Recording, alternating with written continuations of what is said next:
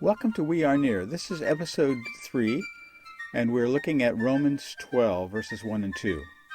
Those two verses are pivotal in understanding what it is a Christian is called to do. In the last episode, we talked about the call to be transformed, the call to have our mind renewed, and to learn to discern God's will and apply it in our lives. I want to go back now to the very first phrase in chapter 12, verse 2. In the ESV translation, it says, I appeal to you, therefore, brothers, in verse 1, I appeal to you, therefore, brothers and sisters, by the mercies of God, to present your bodies as a living sacrifice, holy and acceptable to God, which is your spiritual worship. It is amazing, isn't it, that the perfect God of the universe finds imperfect human beings to be acceptable to him. How does that happen? In a nutshell, the way it happens is through the grace of God applied on our behalf. And the mechanism by which it works is what these two verses are talking about. It's a method of renewal that comes from the fact that we are a new spiritual entity that begins on the day that we commit our hearts to Christ. Now let's look at verse 2. It says, do not be conformed to this world. Let's zero in on that. If we go here in the Blue Letter Bible, hit the Tools button, what we find is that it says, do not be conformed. And the word there is systematizo. Systematizo. And you can see in the middle of that there's a word schema, S-C-H-E-M-A, that is the main core thought in that word. And sys, the prefix, implies a process by which we would synchronize our own actions with the actions of people around us. And the verse is telling us, no, don't do that. Do not synchronize your actions to the people around you. Now let's look at how the experts define this word. We click on the Strong's number there. There it comes. And it tells us the Greek word, tells us the English transliteration of it, systematizo. This tells us that it occurs twice in the New Testament. It occurs here in Romans 12:2, where it says, do not be conformed to this world. It also occurs in 1 Peter 1:14. As obedient children, do not be conformed to the passions of your former ignorance. It's saying that before we learned what we needed to learn to make the decision to become Christians, we were ignorant, comparatively ignorant. And when we were ignorant, we were often subject to passions, to fears, anger, selfish desire of many kinds. And so it's saying don't be conformed to those things, but move on from those things in this new spiritual realm that you are in. You have a new mind that has been given to you by God. It's a spiritual mind dwelling in an earthen body. We need it to feed on the spiritual truth that's contained in the Bible, and we need that in order to give sustenance and the kind of nourishment that a spiritual being needs. Spiritual beings are immaterial. They don't necessarily need vitamins and minerals and carbohydrates and protein. What they need, spiritual minds, they need guidance. They need the law of God. They need the grace of God. They need the experiences of working with and observing good people on the pages of history, in the Bible, and in the fellowship with which we are associated. Okay, so again, both of these occurrences of this word, systematizo, this word being conformed to or aligning ourselves with the people around us, that word is kind of a negative word. It's telling us what not to do. But if we go back to the what it says about this word, according to Professor Strong, what we find is that it comes from two words.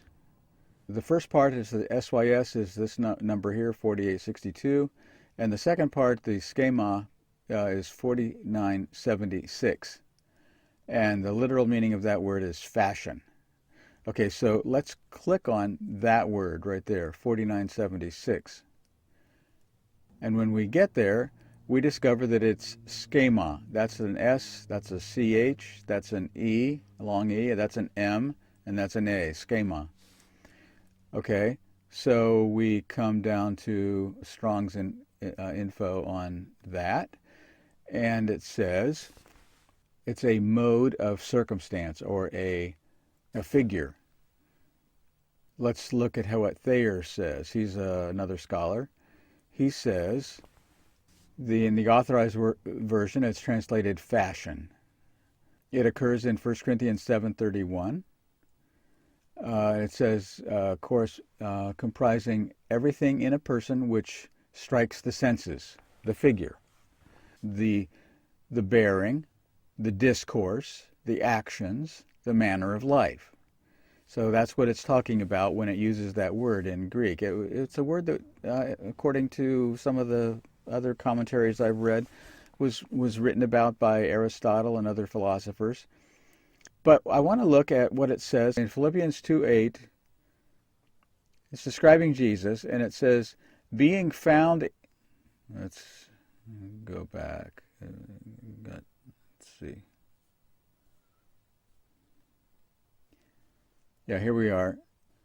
In Philippians 2:8, and being found in human form, in King James it says, found in fashion as a man, he humbled himself by becoming obedient to the point of death, even death on a cross.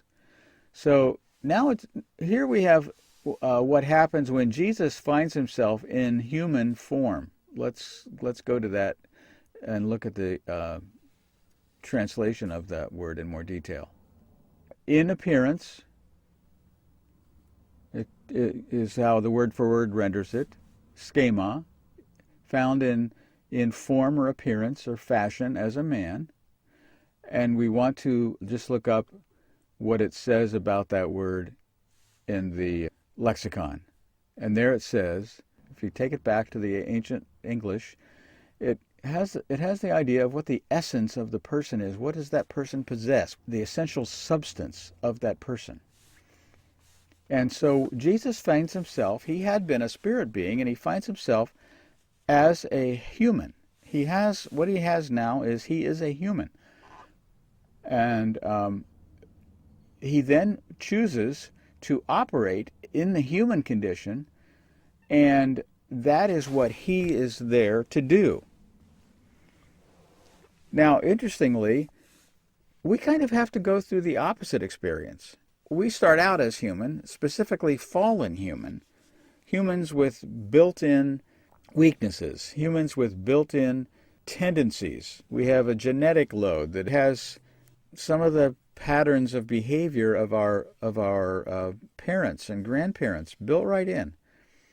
Jesus didn't come in that way. He came in as a person who did not get his DNA, his life principle, from the human race. He got it from his spiritual source. God made him into flesh, and he became a man through being born as the son of Mary. And that's really interesting to me, because what Jesus needed to learn, it says, he needed to learn obedience by the things that he suffered, and it says he was made perfect through sufferings. So for him, he had to conform to the limits of human nature and human timing of things and human ability to perceive things and so forth. Human ways of communication, simply with, what you say and what you do and what the expression is on your face and how you act and so forth. All of that was what Jesus had to do in order to be learning the lessons that God gave him to learn as a human being. But with us, we are already human, and so we're commanded in Romans 12:2 not to conform, not to limit ourselves to the patterns of those around us. Rather, we're asked to observe the spiritual dimension that we find in the Scriptures. We're asked to observe the kind of almost otherworldly capacities and attitudes and mindset that Jesus displayed, and that the advanced examples that we have in the Bible displayed, the Apostle Paul, the Apostle John, Peter, those guys all had qualities that were spiritual, that had abilities that transcended the human. And so the positive spin on what we're given to do in Romans 12:2 is to choose for ourselves not to conform to the patterns and the behaviors of the people around us, but to instead conform to the otherworldly, elevated spiritual examples that we see in Jesus and the apostles and the best of the Christians with whom we are privileged to rub shoulders. That says a lot about how the Christian life should be prosecuted, how the Christian life should be lived.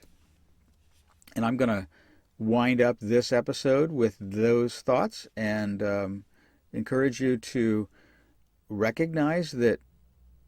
Well, while we're in Philippians, let's just look at another verse, because this shows how Jesus acted and what the result was for him in terms of how we behave as Christians as a result of our journey in the footsteps of Jesus as human beings. So let's go back a little farther back into Philippians 2, and let's look at we'll start in verse 4. He says, "Let each of you look not only to his own interests, but to the interests of others." Okay, so he's telling us to be other-centered, to be empathetic, to be servants of others. And then in verse 5 he says, "Have this mind among yourselves, which is yours in Christ Jesus, who, though he was in the form of God, did not count equality with God a thing to be grasped." The literal meaning of this word grasped means to actually seize it by robbery. That's what the word actually means if you look it up. But the point I wanted to make is, what did Jesus do? What was the mind that he had that Paul asks us as Christians to follow? He wants us to have this humble mind that Jesus had, a mind that doesn't try to reach up and grab something that isn't ours yet, but instead, he says, have the mind that Jesus displayed in verse 7 when he says, "But he emptied himself by taking the form of a servant." He took the form of a servant. And then he was born in the likeness of men. That's the word morphe, in the likeness of men. And then being found in human form, and there the word is schema, as we discussed, he humbled himself. He humbled himself by becoming obedient to the point of death, even death on a cross. He was willing to suffer the absolute worst form of punishment that human beings, at least up until that time, had cooked up as a means of hurting and punishing people that it despised. He submitted himself to that. And he's asking us to have that kind of a mindset. Now, why would he want us to do that?